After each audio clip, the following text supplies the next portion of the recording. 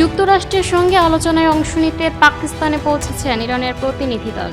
মোহাম্মদ বাকের Ghalibaf বলেন, তেহরানের সদিচ্ছা আছে, কিন্তু ওয়াশিংটনের উপর আমাদের কোনো বিশ্বাস নেই। ইসলামাবাদ বিমানবন্দরে পৌঁছানোর পর সাংবাদিকদের সঙ্গে আলাপকালে তিনি ইরানের সঙ্গে যুক্তরাষ্ট্রের অতীতের বিশ্বাসঘাতকতার অভিজ্ঞতার কথা স্মরণ করেন।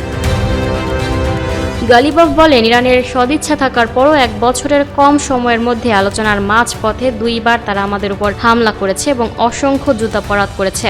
তিনি বলেন, আমাদের সদিচ্ছা আছে, কিন্তু আমাদের আস্থা নেই। ইরানের প্রতিনিধি দলের প্রধান আলোচক উল্লেখ করেন, যদি আমেরিকান পক্ষ একটি প্রকৃত চুক্তির জন্য প্রস্তুত থাকে এবং ইরানি জাতির অধিকার মেনে নিতে রাজি হয়, তবে তারা ইরানের পক্ষ থেকেও একটি চুক্তির জন্য প্রস্তুতি দেখতে পাবে। 5 সপ্তাহে রক্তক্ষয়ী সংঘাতের পর গত মঙ্গলবার 7 এপ্রিল পাকিস্তানের মধ্যস্থতায় 2 সপ্তাহের অস্থায়ী যুদ্ধবিরতিতে সম্মত হয় যুক্তরাষ্ট্র ও ইরান। কিন্তু আলোচনা নিয়ে অনিশ্চয়তা তৈরি হয়েছে। যুদ্ধবিরতি কার্যকর হওয়ার পরও ইসরায়েল ইরানে ব্যাপক হামলা চালিয়ে যাচ্ছে। পাকিস্তানের প্রধানমন্ত্রী শেহবাজ শরীফের বক্তব্য, যুদ্ধবিরতির মধ্যে লেবাননও অন্তর্ভুক্ত। ইসরায়েলের প্রধানমন্ত্রী বেনিয়ামিন নেতানিয়াহু পাকিস্তানের তা প্রত্যাখ্যান করেছেন। এদিকে ইরানের সঙ্গে আলোচনায় যোগ দিতে পাকিস্তানের উদ্দেশ্যে রওনা হয়েছেন যুক্তরাষ্ট্রের ভাইস প্রেসিডেন্ট জেডি ভ্যান্স।